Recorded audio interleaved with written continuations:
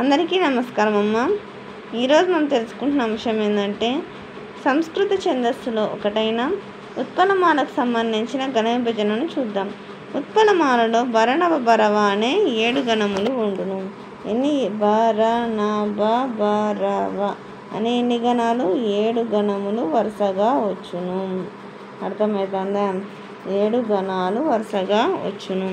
దీనిలో 1వ గణానికి తర్వాత 10వ గణానికి ఇక్కడ చుడి పెంచుకోవాలి. 1 2 3 4 5 6 7 8 9 10. 10 అక్షరాలకు ఏం చెందుతుంది? యతి చెందుతుంది. ఏం చెందుతుంది? యతి. యతి అంటే ఇక్కడ ఏ అనేది మే అంటే ఏమని పడుతుంది? ఏ అని పడుతుంది కదా. ఇక్కడ 1 10 అక్షరాలకు యతి చెందుతుంది. అంతేకాకుండా దీనిలో భరణవ భరవ అని 7 గణములు వరుసగా వచ్చును. ఇందులో 20 అక్షరాలు ఉంటాయి. 1 ఇక్కడ ఎంచుకోవాలి మీరు. 1 ఇక్కడ చూడండి మా అక్షరాలు ఎక్కడ ఎంచుకోవాలంటే ఇవి 1 3 4 5 ఇట్లా ఎన్ని అక్షరాలు ఉంటాయి? 20 అక్షరాలు ఉండును. ఏమిట్లో ఉంటాయి? ఉత్పలమాలలో 20 అక్షరాలు ఉంటాయి. అర్థమవుతుందా? పద్య లక్షణాలు. పై పద్య పాదము ఉత్పలమాల వృత్తమునకు చెందినది.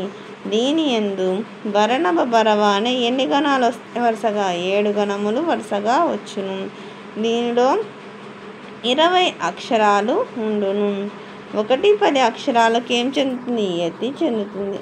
యతి చెందుతుంది. 4 పాదాలు ఉండును. 4 పాదాల లక్షణం సమానం. ఇక్కడ పాదాలు అంటే ఏంటంటే పద్యంలో లైన్లను ఏమంటారంటే పాదాలు అంటారు.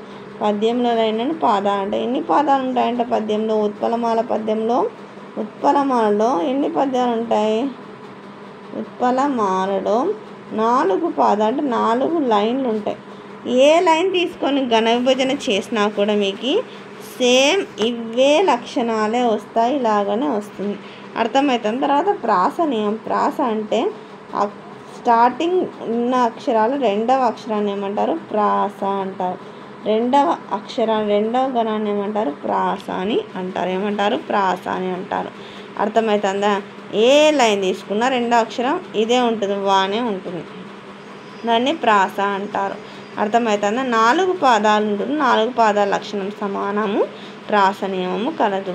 అందరికీ ధన్యవాదాలమ్మా. ఇంకా మన ఛానల్ సబ్స్క్రైబ్ చేసుకొని వాళ్ళని దయచేసి సబ్స్క్రైబ్ చేసుకొని లైక్ చేసి షేర్ చేసి మీ ఫ్రెండ్స్కు రిలేటివ్స్ అందరికీ మన ఛానల్ సబ్స్క్రైబ్ చేసుకోమని చెప్పండి.